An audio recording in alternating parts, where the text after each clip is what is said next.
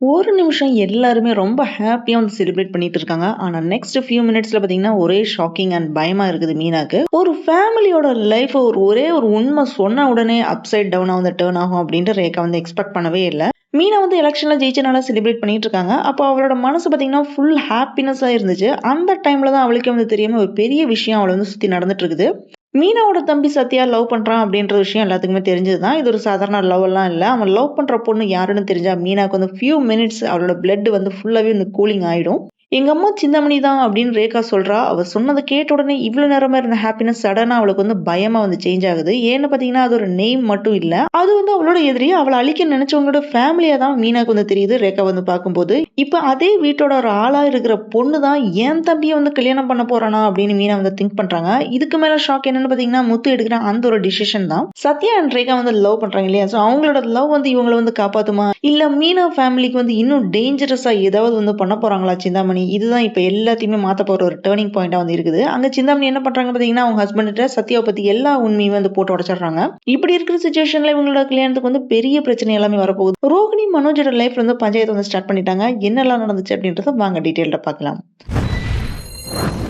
இன்னைக்கு எபிசோட் ஸ்டார்டிங்லயே பாத்தீங்கன்னா, ஒரு சைலண்ட் ஹாப்பினஸோட தான் வந்து ஸ்டார்ட் ஆகுது. ஆனா அந்த ஹாப்பினஸ் கொஞ்சம் கூட வந்து கன்டின்யூ ஆகவே இல்ல. சிந்தாமணிக்குமே சத்யாவும் அவங்களோட பொண்ணு ரேகாவும் வந்து லவ் பண்றாங்க அப்படின்ற விஷயம் வந்து தெரிஞ்சு போயிடுது. மீனா வந்து எலக்ஷன்ல ஜெயிச்சனால ரேகாவும் சத்யாவும் ஒரு கியூட் சர்ப்ரைஸ் ஒண்ணு குடுக்குறாங்க. கேக் வாங்கிட்டு வந்துட்டு கங்க்ராட்ஸ் அக்கா அப்படின்னு கேக் கொண்டு வந்து முத்துவோட கார் ஷெட்ல வச்சு கட் பண்ணி விஷ் பண்றாங்க. அந்த மொமெண்ட் ரொம்ப நேச்சுரல் ஹாப்பினஸா வந்து இருந்துச்சு. சத்யாவோட ஃபேஸ்ல ஒரு இன்னசென்ஸ், ரேகாவோட ஃபேஸ்ல லவ் க்ளோ எல்லாமே இருந்தது. ஆனா அடுத்த நிமிஷமே பாத்தீங்கன்னா ஸ்டோரியில ஒரு ட்விஸ்ட் ஒண்ணு வருது. அப்பதான் ரேகா மீனாட்ட வந்து என்ன சொல்றான்னு பாத்தீங்கன்னா, நாங்க 2 பேருமே லவ் பண்றோம் அப்படின்னு வந்து சொல்றா. மீனா வந்து ஃபர்ஸ்ட் ஷாக் ஆகுறாங்க. ஆனா முத்து வந்து காமா என்ன சொல்றான்னு பாத்தீங்கன்னா, எங்களுக்கு இந்த விஷயம் ஆல்ரெடி தெரியுமே. உன்கிட்ட வந்து சத்யா வந்து லவ் சொல்றதுக்கு முன்னாடி எங்க கிட்ட சொல்லிட்டான் அப்படின்னு வந்து சொல்றான். இத கேட்ட ரேகா வந்து சந்தோஷப்படுறா. அந்த ஒரு டயலாக்லயே வந்து ரேகாக்கு வந்து நிம்மதியா வந்து இருக்குது. அவங்க லவ்க்கு வந்து சப்போர்ட் கிடைச்சிருச்சு அப்படின்னு ஒரு ஃபீல் அவளுக்கு ஒண்ணு வருது. ஆனா அந்த நிம்மதி ஒரு 10 செகண்ட் கூட வந்து நீடிக்கல. அப்ப மீனா வந்து ரேகாட்ட என்ன கேக்குறான்னு பாத்தீங்கன்னா, உங்க லவ்க்கு வந்து உங்க அப்பா வந்து அக்செப்ட் பண்ணுவாங்களா அப்படின்னு வந்து கேக்குறாங்க.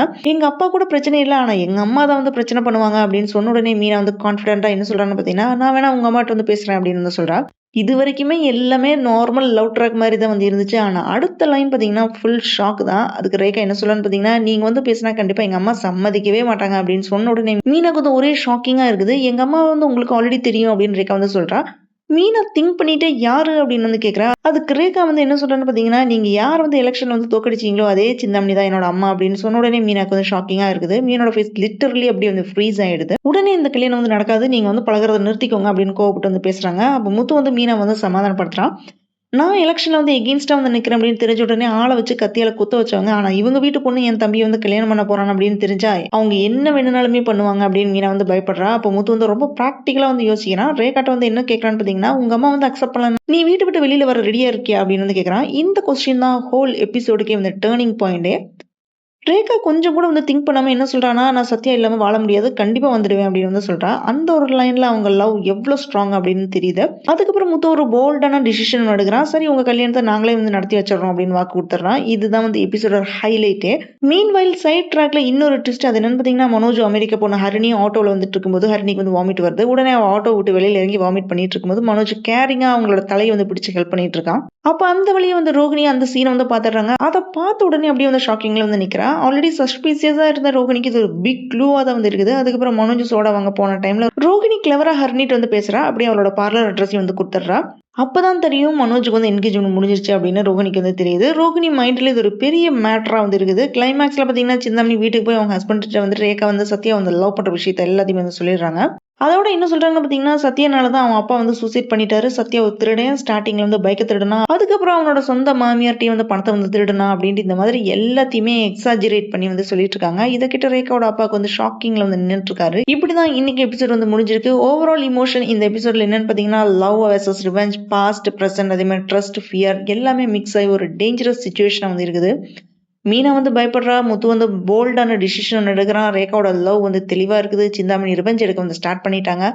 இதெல்லாமே சேர்ந்து நெக்ஸ்ட் எபிசோட்ல ஒரு பெரிய எக்ஸ்ப்ளாய்ஷன் வரப்போகுது. ஒரு பக்கம் லவ்வுக்காக உயிரையே வந்து குடுக்க ரெடியா இருக்கிற ரேகா. இன்னொரு பக்கம் தம்பியோட லைஃப் வந்து டேஞ்சர் ஆயிடுமோ அப்படின்னு பயந்துட்டு நிக்கிற மீனா. இதுக்குள்ள எல்லாத்தையுமே புரட்டி போட்ட மாதிரி தான் வந்து முத்து எடுத்த அந்த ஒரு டிசிஷன். இது ஒரு லவ்க்கு வந்து சப்போர்ட்டா இல்ல ஒரு பெரிய டேஞ்சரோட பிகினிங்கா அப்படின்றது எதுவுமே தெரியல. போக போக தான் நமக்கு தெரிய வரும். ரேகா இவங்க 2 பேத்துக்கிட்டயும் சொல்லி பெர்மிஷன் வாங்கிட்டு வரதுக்குள்ள சிந்தாமணி இப்பவே வந்து கேம் எல்லாம் ஆரம்பிச்சுட்டாங்க. சத்யாவ பத்தி இல்லாத பொல்லாதது எல்லாத்தையுமே கலந்து ரேகாவோட அப்பாவோட மனசையே வந்து மாத்திட்டாங்க டோட்டலா.